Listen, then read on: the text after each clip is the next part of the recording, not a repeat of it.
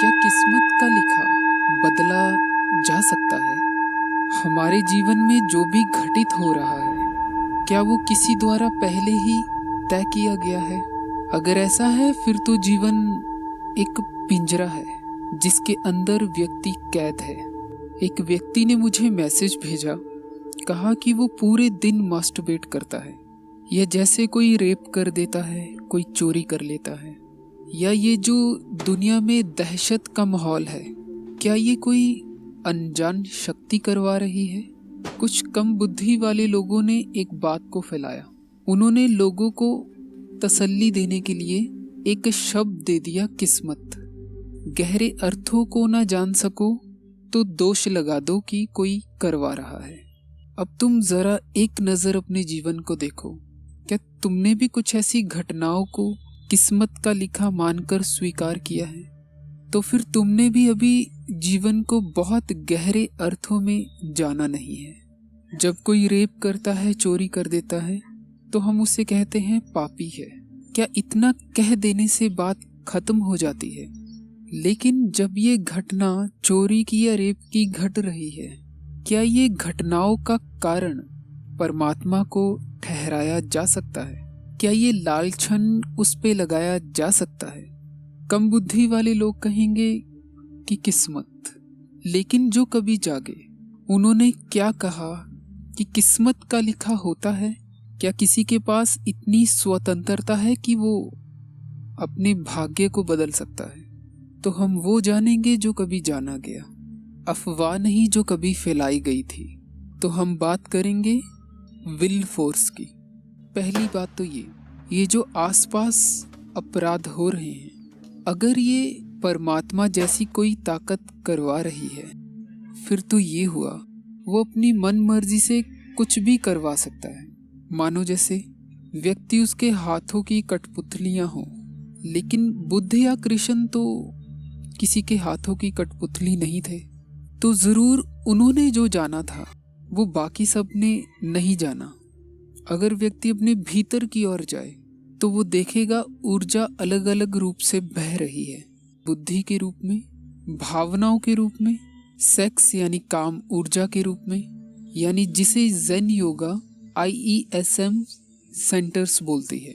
और एक ऐसा केंद्र भी है जो मन ज्ञान इंद्रियों से बहुत आगे की बात है, और वो केंद्र है इंट्यूशन, जिसे एक साधारण व्यक्ति एक्सेस नहीं कर सकता, क्योंकि वो एक किस्म की बेहोशी में चलता है। असल में विचार यानी बुद्धि, भावनाएं, सेक्स, ये ऊर्जा के अलग अलग केंद्र हैं। अब ये जो साधन व्यक्ति को दिए गए हैं, इन साधनों को देते हुए व्यक्ति पे कोई रोक नहीं लगाई गई। व्यक्ति जैसे चाहे इनका उपयोग कर सकता है। अब परमात्मा बीच में आके नहीं खड़ा हो जाता है जब कोई मास्टरबेट करता है या जब कोई रेप कर रहा है। व्यक्ति को स्वतंत्रता दी गई है, और ऐसी स्वतंत्रता जो इस धरती पे बाकी किसी प्राणी को नहीं दी गई सिवाय इंसानों के। अब स्वतंत्रता दी गई है, ये एक बात है। स्वतंत्रता का गलत उपयोग किया जा रहा है, वो अलग बात है। तो एक साधारण व्यक्ति 10 में से 9 मौकों पर गलत चुनाव करता है। क्या जीवन का हर एक पल तुम्हें कोई ना कोई चुनाव नहीं करना होता? हालांकि आधे चुनावों का पता ही नहीं चलता, क्योंकि बेहोशी है। अगर तुम्हें अपने माथे पे से बालों को साइड पे करना है, क्या ये चुनाव नहीं है? क्या कोई तुम्हारे हाथों को पकड़ सकता है बालों को हटाने से? तो ये व्यक्ति पे निर्भर है वो क्या चुनाव करता है। चोरी कर ले या रेप कर ले, जैसे पृथ्वी घूमती है वैसे ही ये सारे केंद्र अपने हिसाब से काम करते हैं, तो अपने हिसाब से मनमानी भी करते हैं। और ज्यादातर भावनाओं का केंद्र और सेक्स का केंद्र मिलजुल कर काम करते हैं। कोई व्यक्ति जितना मर्जी अपने आप को मोटिवेट कर ले, किसी से मोटिवेशन ले ले, अपने आप को हिप्नोटाइज कर ले, बेवकूफ बना ले, ये काम सारे बुद्धि से होते हैं। लेकिन बुद्धि अकेले काम करती है, भावनाओं का और सेक्स का केंद्र मिलकर बुद्धि को हरा देते हैं। एक व्यक्ति सामने एक स्त्री को देख लेता है, सेक्स के अंदर सक्रिय हो जाता है। अब बुद्धि जितना मर्जी कहे गलत है, लेकिन सेक्स का केंद्र हमेशा ही भावनाओं की मदद ले लेता है, तो बुद्धि का हार जाना तय हो जाता है।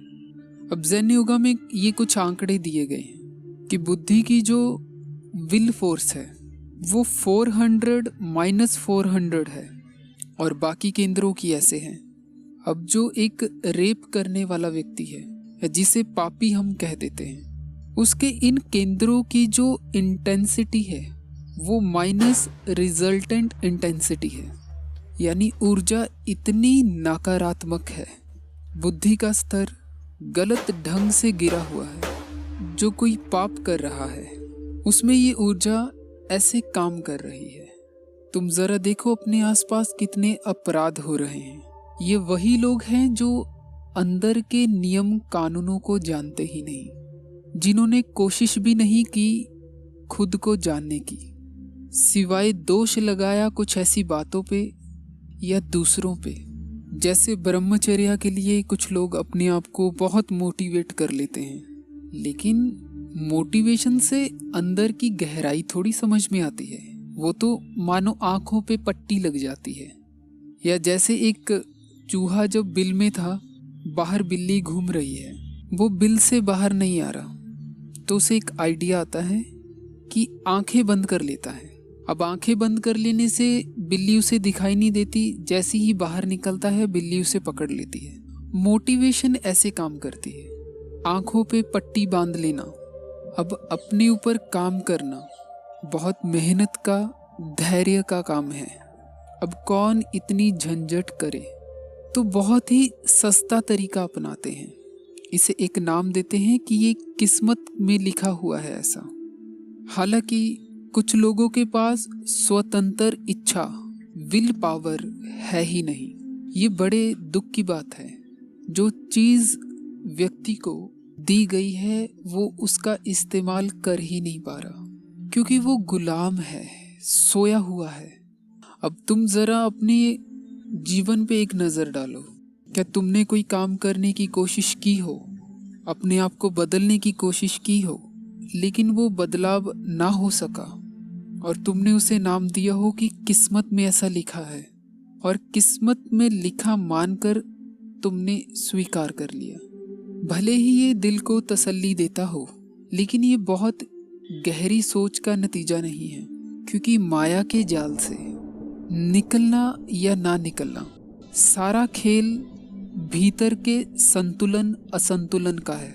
कोई किस्मत लिखा ऐसा कुछ नहीं है। देखिए, पहले व्यक्ति बहुत साधारण हुआ करता था। मनोरंजन के जो साधन थे वो कुछ अमीर लोगों के पास हुआ करते थे, लेकिन आज तो हर एक साधारण व्यक्ति के पास अनेकों मनोरंजन के साधन हैं। जो इंटरनेट के आंकड़े कहते हैं, सबसे ज्यादा ट्रैफिक जो है वो पोर्नोग्राफी की वेबसाइट्स पे पाई जाती है। कितने अनगिनत तरीके हैं व्यक्ति को अपने लक्ष्य से भटकाने से। अब कुछ लोग विल पावर को डिजायर मानकर गलती कर लेते हैं, लेकिन डिजायर विल पावर नहीं है। नहीं, विल पावर मानो जैसे गाड़ी को चाबी घुमाई, गाड़ी का इंजन स्टार्ट हो गया, गाड़ी का पूरा मैकेनिज्म तैयार हो गया चलने के लिए।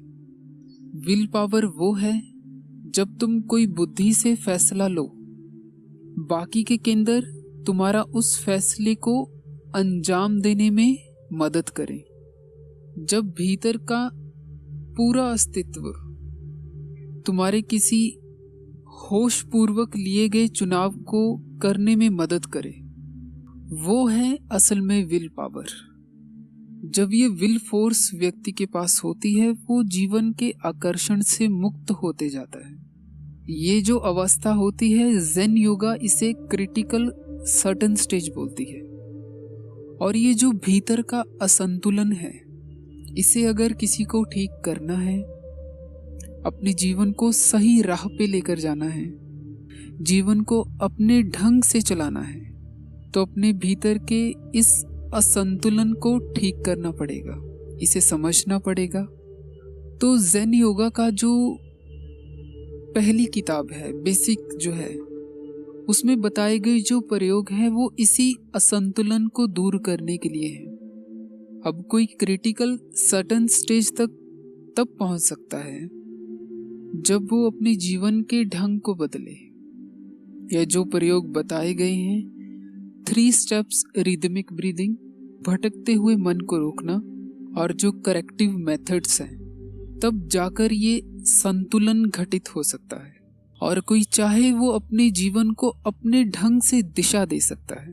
वरना बेहोशी में तो सब चल ही रहे हैं। तो तुम्हारे लिए सबसे महत्वपूर्ण सवाल तो यही होना चाहिए, क्या मेरे भीतर असंतुलन है या संतुलन है? अगर असंतुलन है तो मैं उसके लिए क्या कर रहा हूँ? क्या मैं तनाव या असंतुलन बनाने में लगा हुआ हूँ, या कुछ ऐसे काम भी कर रहा हूँ जिससे जीवन बेहतर होता है? तो अगर तुम पुरानी वीडियोस को देखोगे, तुम्हें corrective methods, 3 steps rhythmic breathing, मन के भटकाव को रोकने के लिए जो प्रयोग हैं वो बताए गए हैं, उन्हें करिए। तब जाकर एक अवस्था घटित होगी। उसके बाद बहुत आसान है बड़ी साधनाएं करना। वरना मैं अभी तुमसे कहूँ, क्या किसी एक विचार को रोक के रख सकते हो? मुश्किल हो जाएगा, क्योंकि ये भीतर का असंतुलन ऐसा होने ही नहीं देगा।